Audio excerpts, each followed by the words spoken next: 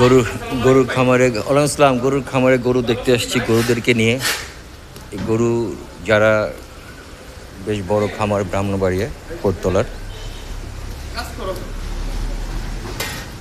সব অসম্ভব সুন্দর সুন্দর গরু এখানে। গরুগুলো দেখতে পরিষ্কার পরিচ্ছন্ন করে প্রস্তুত করা হচ্ছে কোরবানির জন্য।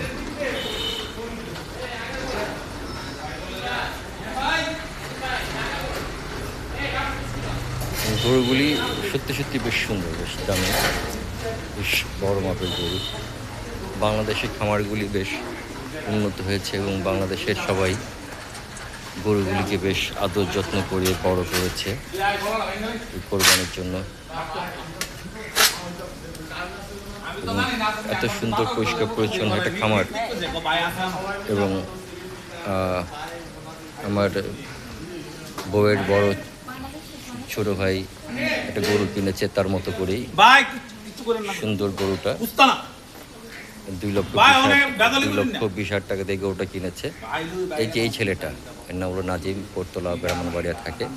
তার বউ আসছে এর সাথে গরু দেখতে এবং তার বোনকে নিয়ে আসছে। তো একটা ফ্যামিলি কোরবানি দিচ্ছে এবং খামারে এসে গরু কিনছে। বিষয়টা অনেক উপভোগ্য এবং নিজে আদর করে গরুটাকে নিজের মতো করে দেখা খামারগুলিতে। বাংলাদেশের খামারগুলি উন্নত হওয়ার কারণেই এটা একটা বড় বিষয় যে বাংলাদেশ শিক্ষিত ছেলেরা, শিক্ষিত যারা পড়ালেখা শেষ করে এসে অর্জিত অর্থ দিয়ে এই গরুর খামারগুলি তৈরি করেছে এবং গরুর খামারগুলি দেশের উন্নয়নের কাজে লাগছে।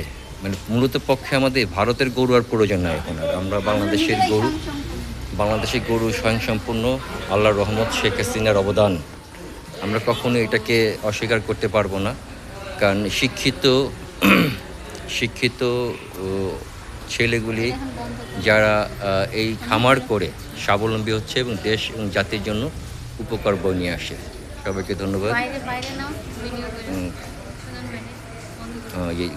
এই খামারের মালিক, যার নাম সুজন ভাই, ওনার বাবা একসময় এখানকার কোটতলার চেয়ারম্যান ছিলেন,